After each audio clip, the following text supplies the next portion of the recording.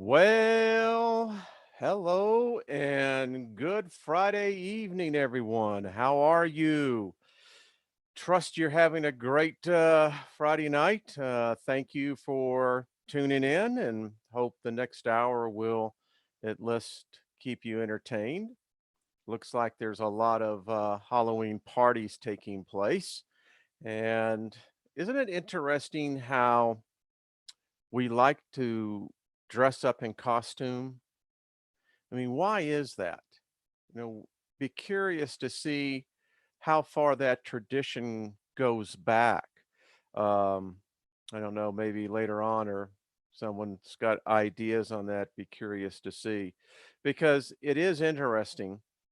We teach our children at a very young age that it's fun to dress up, it's fun to be scared, but the cool thing is that you get to get sweets.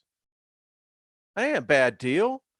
And then how many of us growing up in our, let's say, adolescent years, teenage years, um, TP'd more than one house and did a number of pranks that you look back and today you would be arrested as a terrorist. True story. I'll tell you. I grew up in Houston, specifically the Montrose area.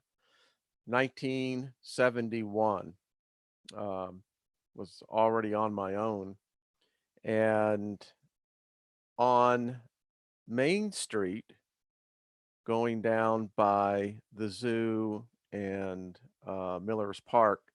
And those of you who are listening from Houston or who lived in Houston may know that area. Well, we were one of those group of young adolescents, teenagers, and we actually closed down the whole 4-lane road. It was crazy because we dumped a big old box, 5-pound box of Tide into the fountain.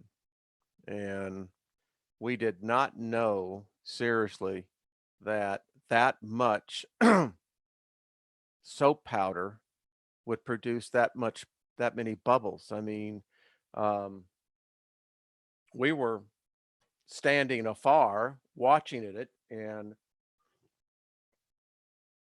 at first it was kind of cool when it was just like really bubbling out of the fountain. But about 5 minutes into that, it was like it got supercharged and it just was going everywhere and started running into the street. Cars were having to put on their windshield wipers because this was at night, around midnight. And yeah, it was quite the experience.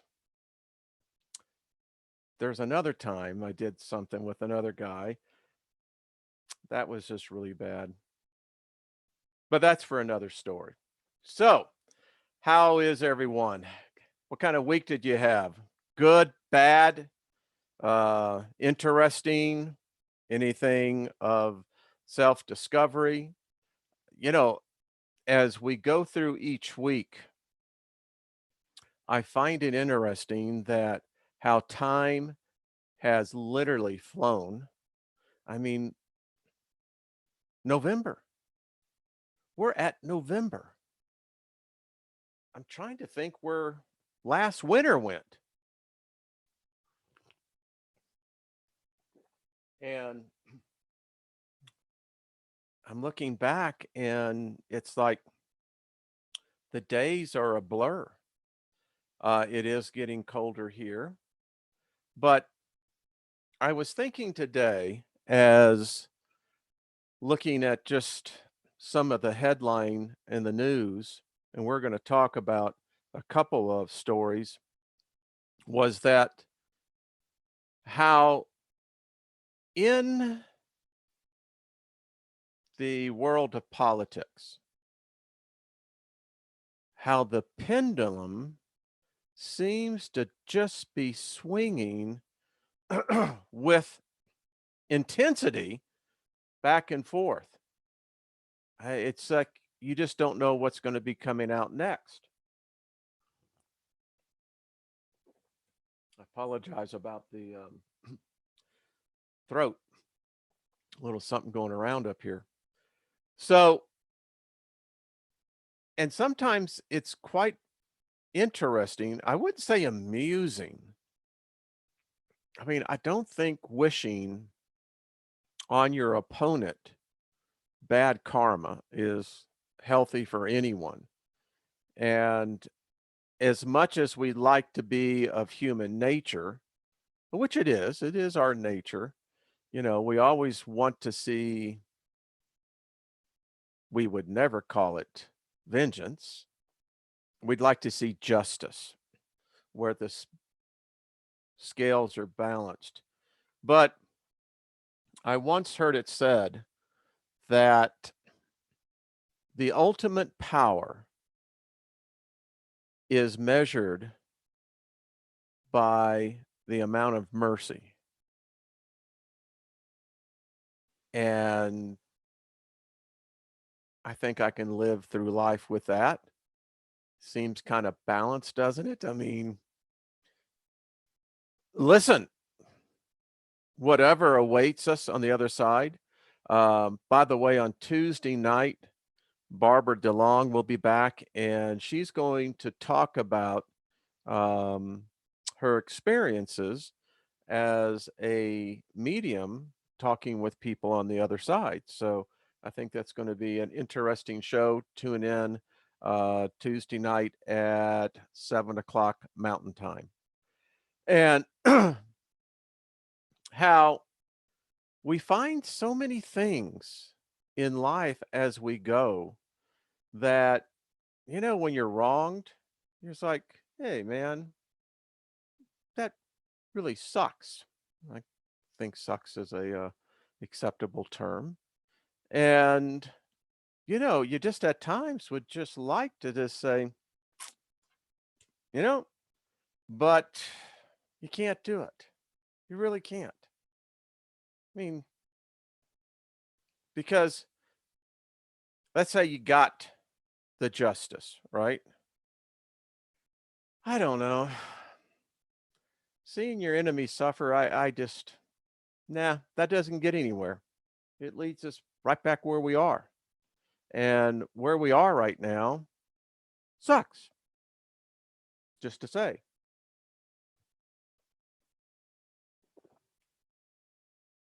That's tonight's commentary. But there's a lot of other things that do warrant our attention. I have a story, and allow me to pull it up. Okay, bear with me. Here we go. I think everybody can see that, right? All right. I'm assuming you can.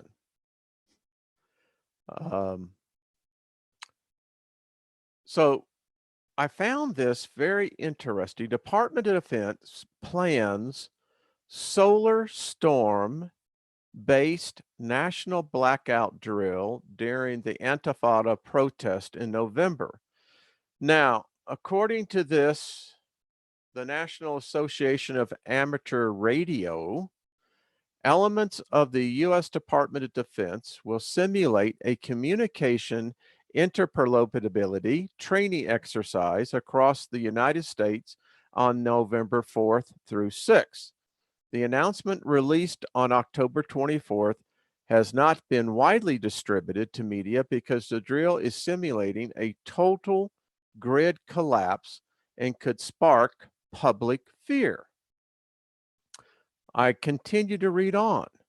This exercise will begin with a national massive coronal mass ejection event, which will impact the national power grid, as well as all forms of traditional communications, including landline telephone, cell phone, satellite, and internet connectivity. So I looked back on this, and I'll leave, well, everyone, you can see the link here. I can actually do that. um, but here's the deal. This is getting interesting. So right before, right after the eclipse, from August 22nd to 24th, I believe, there was another nationwide drill, this one conducted under the auspiciousness of DHS, of simulating, again, a disruption to the power grid. That exercise, I believe, was called Operation Dark Skies, Darkened Skies, something like that. Now we read this story of what the Department of Defense, and interesting that they happen to be specifically focused in here on the simulation of a CME hitting the earth. That's interesting. Now, I think being prepared is absolutely the smart thing to do. Was a Boy Scout, um, didn't quite make it to Eagle, but nevertheless, you know, making it all the way up to Star Scout. So, you know, it's all right. But it teaches you being prepared is good. But for a complete blackout of the power grid,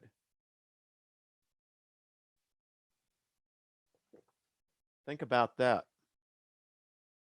So what would that do to your life? Here you are, you know, I was thinking about this morning. It's getting darker now. Here in Colorado, the sun isn't coming up until almost 7:20 in the morning. It's starting to set at 5 o'clock in the afternoon. I believe it is the 5th, I think, so when the clocks go back. And so it's getting darker longer. And the thought did occur to me that when I flip the switch on, and actually we all expect the light to go on. Come on, you do too. All of us do. We expect the refrigerator to stay cold. We expect that the Wi-Fi is on, and we expect that the TV is going, and we have internet access. I mean, that's how you and I are communicating. But if that was to go down, you know, what kind of interruption? We have seen what happens when a natural disaster, such as a weather event, in this case, a hurricane, what it's done to the Caribbean. And we're going to actually look at a story on that because I did not realize the impact. We see the pictures, and yours and my reality is based upon the imprint our mind picks up from the electrical impulses that our brain is generating along the synaptic pathways. And the incredible thing is, it isn't known how it happens, but the mind literally takes those impulses and then translates it into real-time imagery. It's amazing. So we see the pictures on television, and then that kind of forms our reality. And we see it, we go, wow, we're impacted by it, and then we move on. Well, let me show you a story about a man named Brady. Yeah. Here we go. Get back to where we were. So check this out, folks. This is the Telegraph. This is the Caribbean. Remember the stories about how the water was being pulled out of, I believe it was primarily the east and north, primarily facing islands, and that how it just like sucked the water out 20 feet, 25 feet. Well, it seems that it's a mess.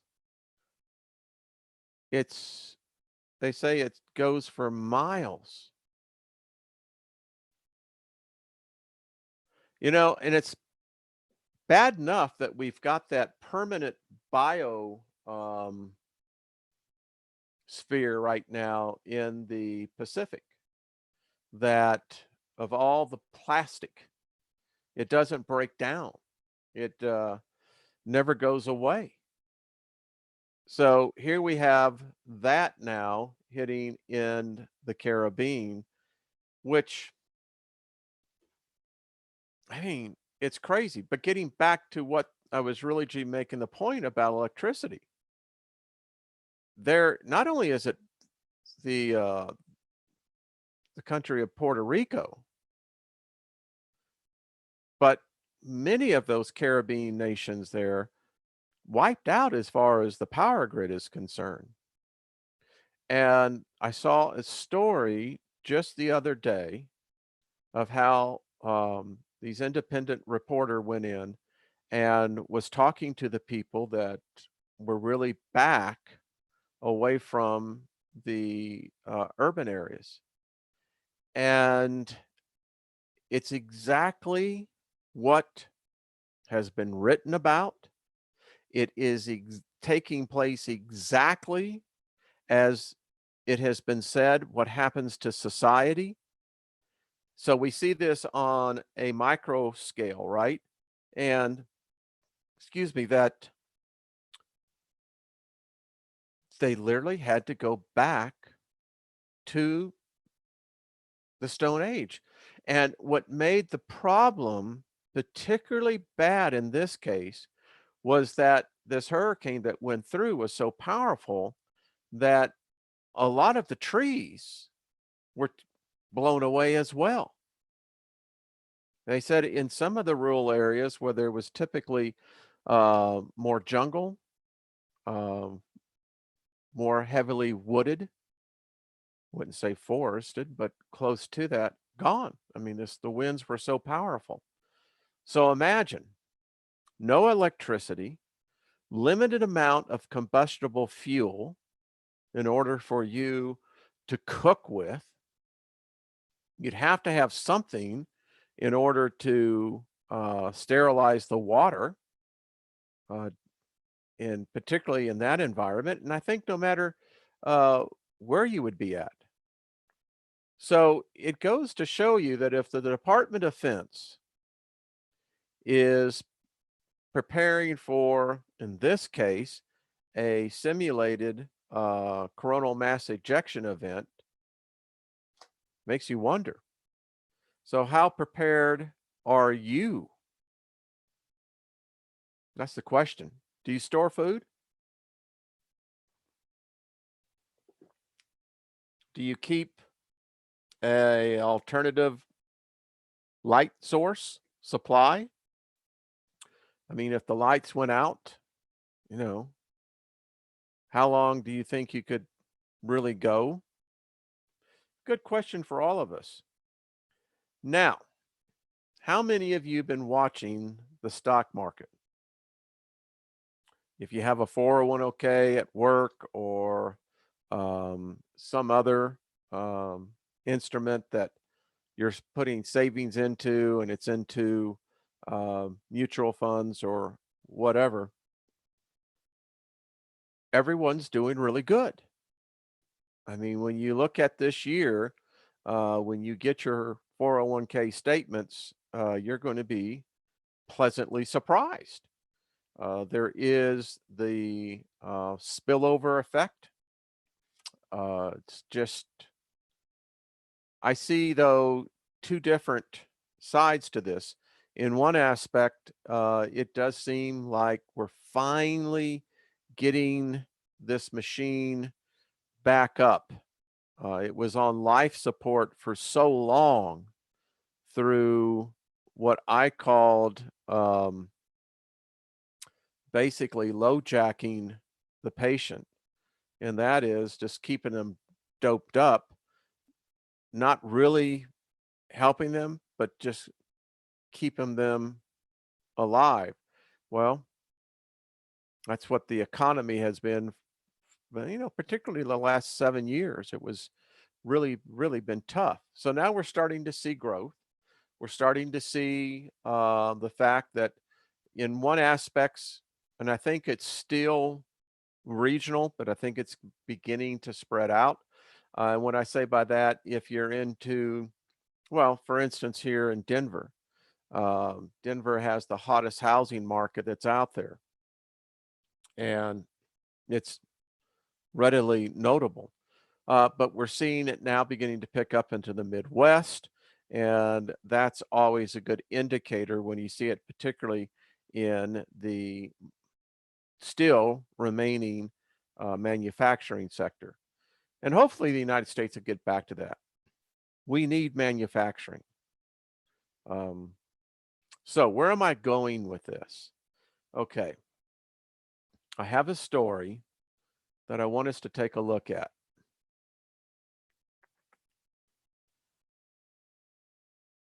So I found this story interesting. Are we seeing the Gilded Age? How many of you know what the Gilded Age was? Well,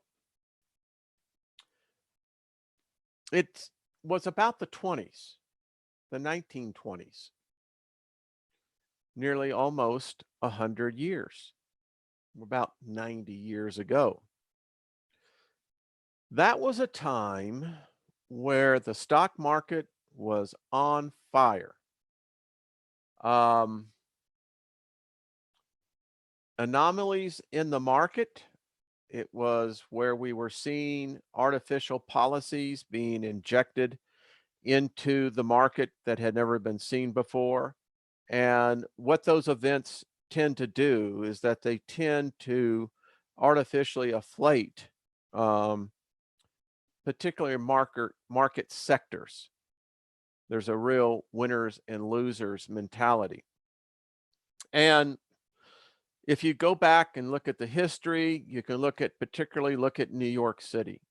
That was the time that the skyscrapers went up everywhere in Manhattan. And it was a time of unprecedented wealth. Think the Rockefellers, the Vanderbilts, you could just go on and on. Think the Titanic, those who perished on that. There's an interesting conspiracy behind that. But in any case, here's the thing. I just read in the Wall Street Journal today that Asia now has more billionaires than the US. So you're seeing China with unprecedented wealth. And we're really got the Charles Dickens story unfolding for all of us here. This is truly the tale of two cities. And in one aspect, we have a segment of society that is really prospering from this unprecedented growth. But at the same time of this unprecedented wealth that's being generated, we see more and more dichotomy between the haves and the haves not. So where am I going with this story? Well, here's the deal. I read today, and you can check this out yourself. Amazon just got approved to become a pharmacy. Yeah. Now, 10 years ago, Walmart was the absolute dominant player. It was the king of the hill. And no one could have imagined that what started out is simply back in the days when I was very active in Austin, Texas, and developing e-commerce. I still look back on it back in the mid to late 90s. We were actually pioneering what e-commerce is today. And, you know, we never thought eBay, Amazon. So today, that internet company is now the dominant world player. Excuse me. So think about this. They're going to become a pharmacy. So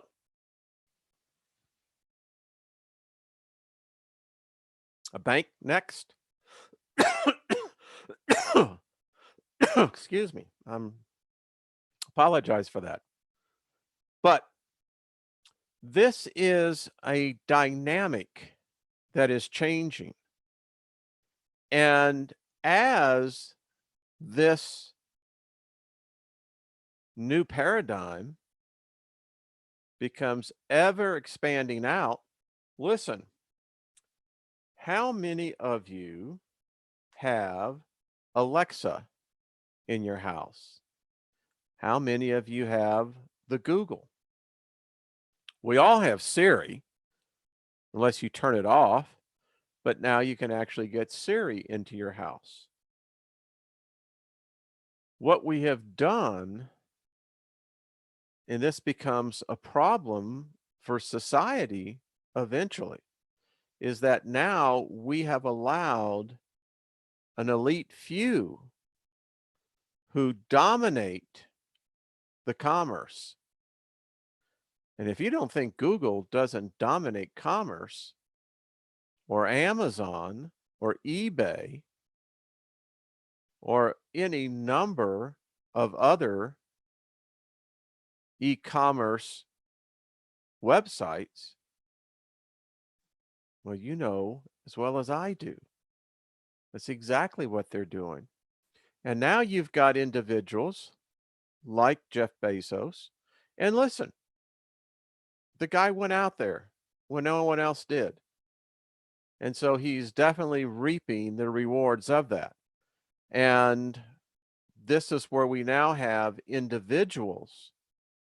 And mark my words on this, in the next 4 years, you're going to see more and more of these new titans of commerce getting into the political arena. And they'll bring a completely different paradigm with them. And the question I'm trying to bring out in all of our minds, do we really want to see these companies begin to dominate everything because of the wealth that they have? I don't know. If it brings down prices, I guess people will champion that cause. And anyone who must take some of these drugs now, if you see it advertised on television, it's expensive. And, you know, it's true that a lot of people literally can't afford to take the medicine, which I think is sometimes, if we go back to nature, may not. So is this good for us or not? The new Gilded Age. My concern is, are we seeing a pattern being set up? Now, I could get into the fact that the Fed chairman, um, there's a new one about to be appointed, which always brings another change. All right. How about the JFK files? What a dud. You know what that reminded me of? I was sitting here getting ready for tonight's show and I was thinking about this. And I kept thinking, this reminded me of Geraldo Rivera and um, Al Capone's vault. I mean, remember ABC gave like this live special? Now, if some of you who weren't born back then or can't remember, literally that's what they did. Here is Geraldo Rivera out there, and now they have found Al Capone's vault. And I mean, they got the jackhammers going. All of y'all that remember that. And when they finally break through, you know what they found? Nothing. And that's exactly what we got here was nothing. Apparently the really salacious stuff or the stuff that was really going to help pull, prove is, was the grassy knoll, um, the true place.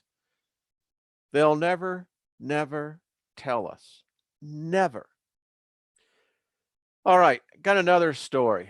I'll be curious to see how this goes into the chat room. So check this one out.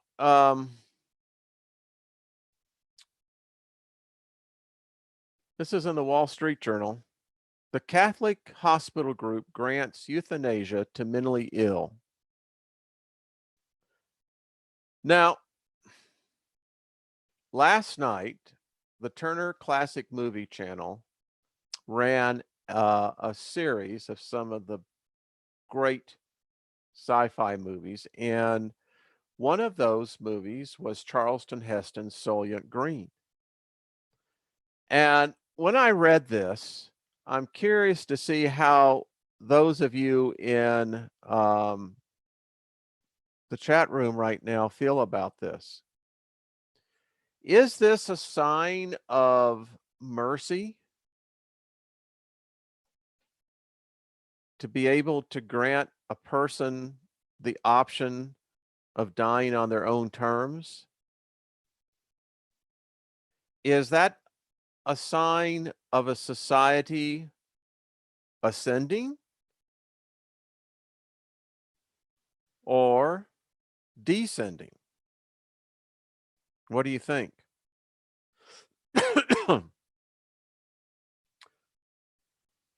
I don't know.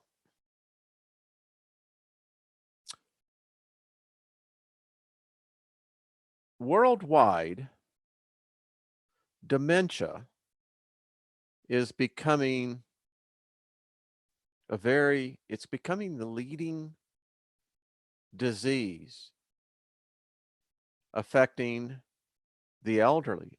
But here's something else. It's going down in age. I read a report that they're seeing early signs of dementia in late 40s. Think about that. Late 40s. Now, I just did a story. I don't know how many of you watched it on Are We Already Contaminated, Infected? It was about smart dust. We've all have read, looked into the stories of chemtrailing. I mean, we all know it happens. I mean,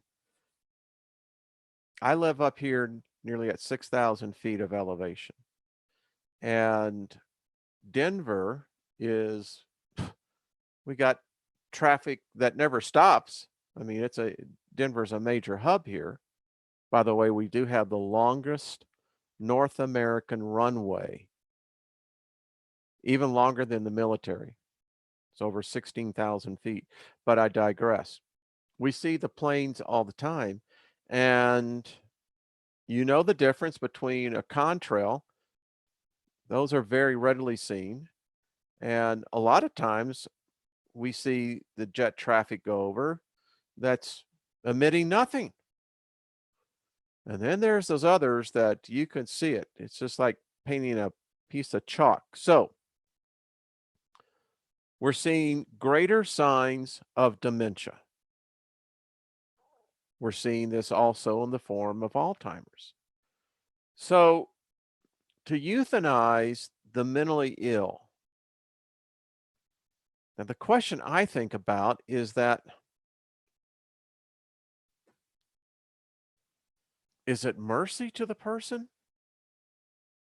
I think about Glenn Campbell. And how many of you remember Glenn Campbell? Um, I am a lineman for the county. Anyway, the point is this. He recently passed on, but he realized when he got the final diagnosis that the Alzheimer's the onset of it had become so aggressive that they told him it could be within a matter of days and you're not going to remember anyone. So if you get a chance, go and listen to that last song that he wrote. He wrote it to his wife. And I believe the title of the song is that um, I Won't Remember Loving You. And that's what it was. He was giving his last song to his wife saying, I know it's coming. I'm not going to remember you and I'm not going to remember loving you. So are we doing a person a favor? Showing them great mercy to be able to end their life? Now, I think we can all agree on, you know, those that are dying of a terminal disease. So is it any different? And I know this is a heavy subject, but hey, sometimes that's what life is. It We all want to talk about elevating the collective consciousness. Well, it's these type of subjects that you have to begin to give serious conversation to them. And in a forum like this, where we're fortunate, where we can talk about this, because, and indeed, I think it reflects a society. And I think it reflects the conscious level of that society. And I don't know. I look at this, I mean, if it's not that person anymore, and that brings up another question. If a person through an illness of the brain loses their personality, is the soul still occupying that space? Now, we know the body is still alive, but they can keep a person's body alive that is brain dead. In fact, that's how they do it for a lot of time of body harvesting of parts.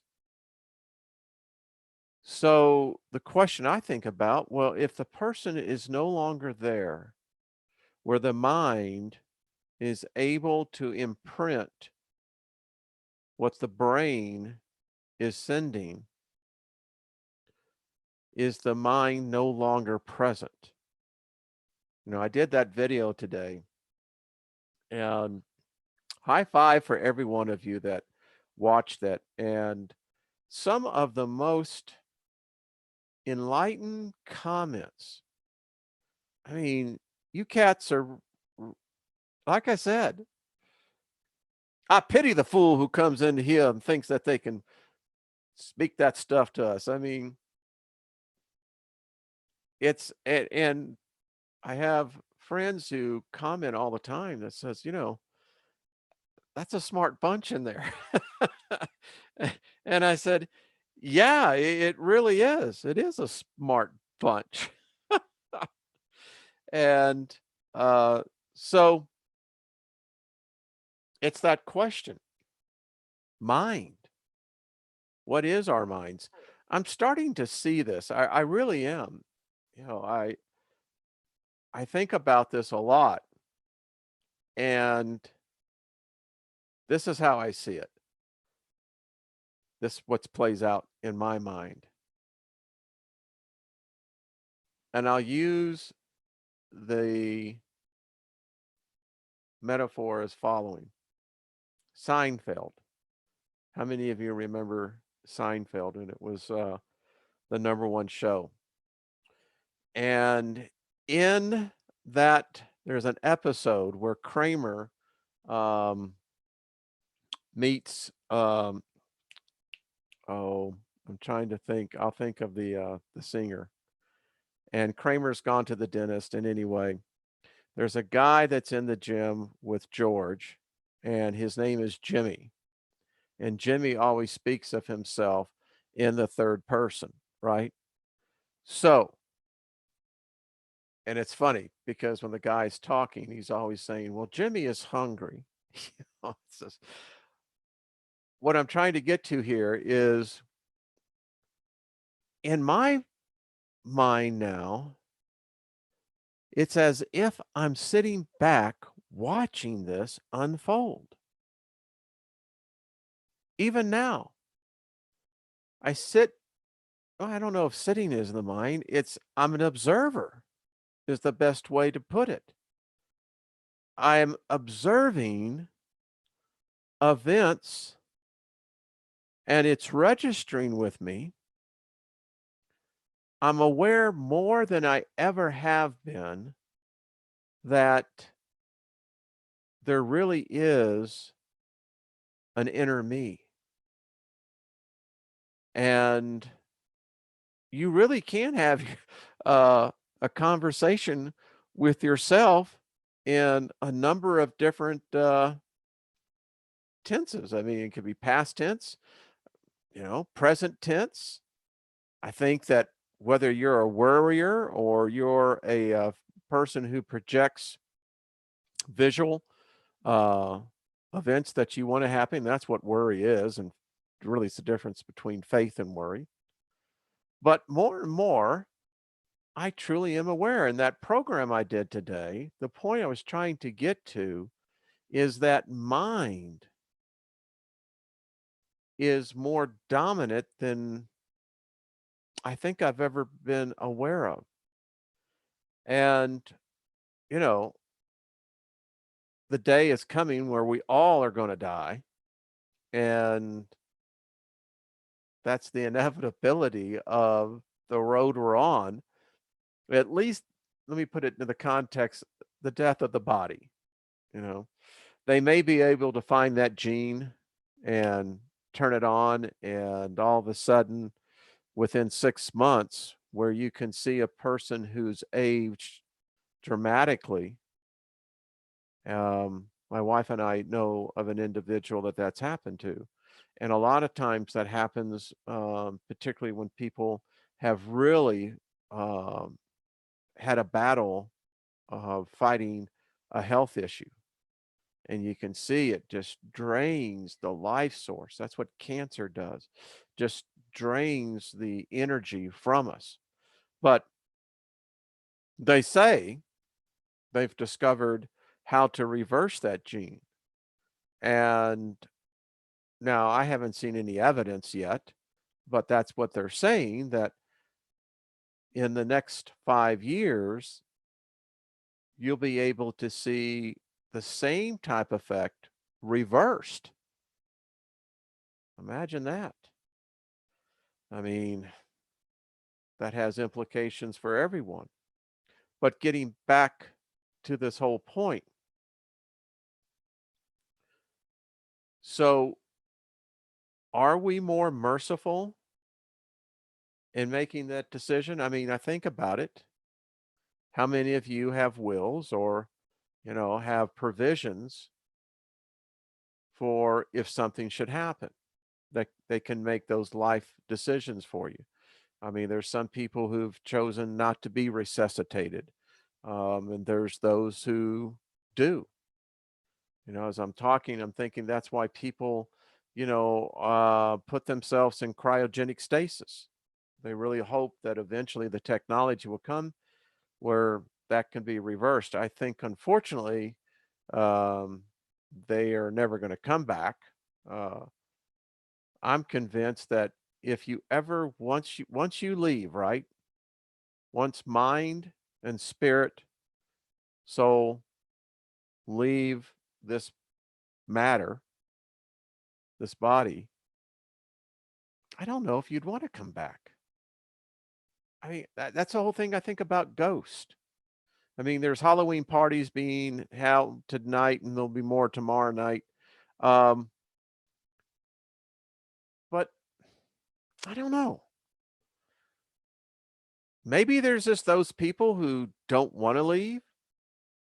Maybe there's those who have passed on that were just so thoroughly pissed off that, you know, no matter what they saw on the other side, um, they ain't leaving. I don't know. I think a vast majority must find it to be enough that they do go. They do continue on. I choose to think that away. What about yourself? So it gets right back down to this story again. Is this the right thing to do? And I guess, I'd almost say, I think it is. I really do. If that person is no longer there, I recall the last days of Ronald Reagan, great president. His last couple of years, he should not have stayed in office, but he was a great president, great mind, great mind. And it succumbed to Alzheimer's. And they said there at the end, he didn't recognize anyone. To me, I think that says the former occupant is out, not coming back. So anyway, yeah, I know it's a heavy subject, but that's what happens. So, how many of you saw the story I did on what the Russians launched? I want to take a look at that. And I actually put together. Hold on one second. There you go. I know you can see that. So this was last night in Russia. I did a whole little 10-minute video on it. And that's just impressive signature, isn't it? And I was talking on email, a lot of great comments on this, by the way. Someone said, well, maybe it was a hydrogen engine. And I said, huh, okay. Uh, Another discussion I had was maybe someone's testing an H3 engine, helium-3. And I said, well, that's a good idea too. So anyway, the Russians, by the way, have been, in fact, here, let me get there. There you go. So they've been doing a lot of testing. By the way, the US has been aggressively testing as well. This is one of those weird ones that people are saying is a UFO. I don't know. They said the reason of that is that it's kind of where the missile or the object was coming from. And I'm just going, well, I don't know where the launch was. This was last year up in, I believe it was Sweden. That's someone said, well, what about a beam? And I like that. I like that idea. I mean, are we looking at a new propulsion system? Are we looking at a new, how shall I say, approach to light?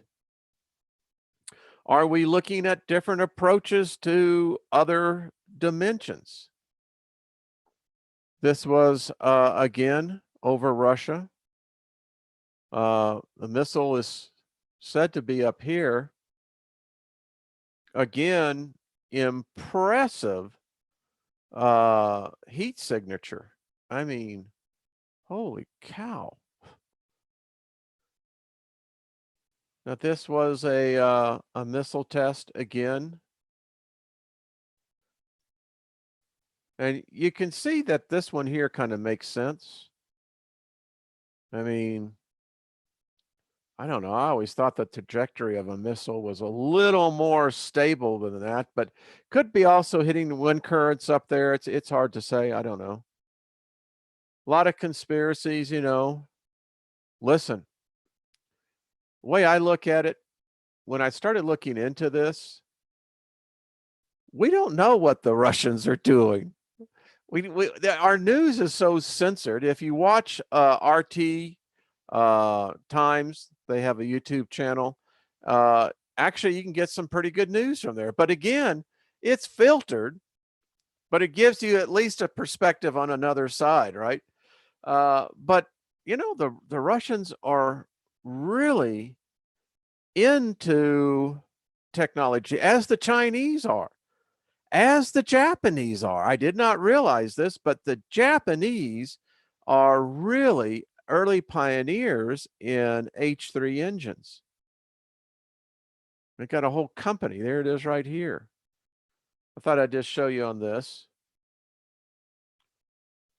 So everyone should see this story. This is the object that NASA, the European Space Agency, is talking about, is that it came out of nowhere and making its saying hello to our solar system and heading back out. So, did you know that our galaxy is colliding right now with the Sagittarius dwarf galaxy? By the way, it appears the Milky Way is how should we say, a carnivorous galaxy. This isn't the first one this galaxy has assimilated. Now, I have a theory that as we continue to hit the core of the Sagittarius dwarf galaxy, that we're going to see more and more of these anomalies coming in to our solar system. 2008, the Earth took a direct hit with a gamma ray. Now, I was always taught that gamma rays you don't want to be in the path of them. Well, they're saying because this one was 7 billion light years away, that the energy had dissipated enough that it didn't cause any harm on the Earth. I don't know about that. I guess we're still here, right? So check this out. This is what's happening. We already ate this one, Canis Major Dwarf. Our galaxy is really a cannibalistic monster out there. So the Sagittarius is 10,000 times smaller in mass than the Milky Way.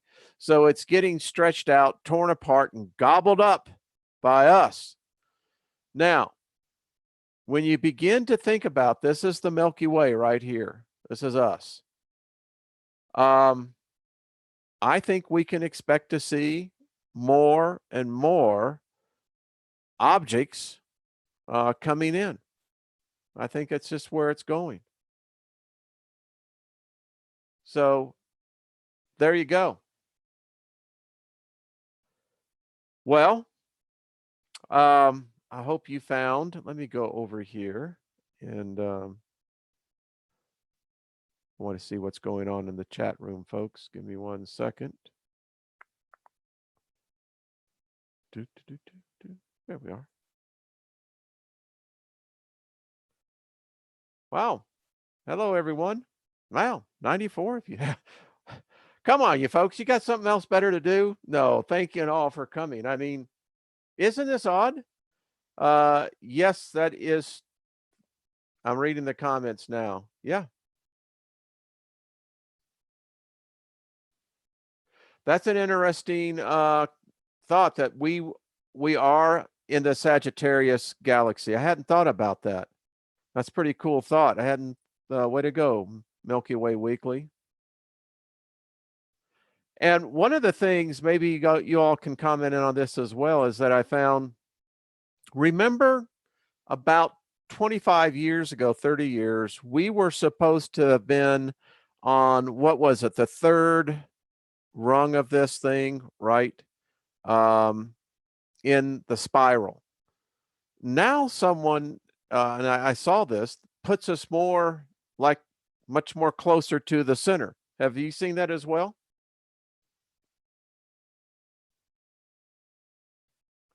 Do I think the kilonova wave will affect us in any way? Well, I'll tell you how I look at this. I think we're learning more about waves. It's a new area of science, and I happen to think that as we get more knowledge, that we're going to find out. I think we've been impacted by a lot of galactic waves in various forms. And time distortion, I absolutely believe in that. Einstein proved that. Hubble showed that if gravity can, in fact, be fluxed, then so is time. So if time can have a flux to it, then gravity is merely reflective of time as well. So I absolutely do believe that's the case. And by the way, talking about gravity, when I think about gravity as well, when you look at the effects of gravity and you begin to look at a mass of like the Earth, we're spinning at what, 1,050 miles per hour, right? So gravity cannot stay cohesive as you get closer to the center of what we call the mass of the Earth. So I often think that gravity would then begin to have a distortion of being lesser. I wonder if time is affected as the same way. Well, everyone, this has been fun. I hope you've enjoyed it. This has been something I've enjoyed. Looking at some of the comments here. Well, anyway, let me get back to over here. So now I can see myself talking in real time. It's like, I always like that. It's, you go to YouTube and you're looking at Zoom and and then I start talking like this. Sorry. I always liked the original Saturday Night Live. And I'm trying to think who it was. It wasn't Eddie Murphy. Oh, I'll think of it here in a second. But anyway, folks, well, you have yourself a great Friday night. I do appreciate every one of you. Thank you. Let me know what you think of in the comments that I've seen. Sounds like we're at least getting the enlightened group of that as well. Yeah, I do. I have a timer over there, so we don't talk too much. All right. We will talk again. Might do a program tomorrow night. I don't know, but we'll definitely come Tuesday night. I'm very curious to see what Barbara's. I find that the stories fascinating. I think I find them fascinating as the hope that, it's like, all right, yeah, I could get into that. Wednesday night over on Jeff's channel, Jeff Doherty, Christian Whistleblower. We do our Wednesday night program. And join us Sunday mornings. We launch at 9 a.m. East Coast time. Join us over on Jeff's channel for not your normal Sunday morning program. It's really beginning to grow. It's a fun time. I think I read in one of the comments someone said, "Well, hell, if church was like this, I'd attend all the time." So we'll keep you definitely mind going on that one. All right, folks, appreciate you. We will talk real soon. All right, bye bye.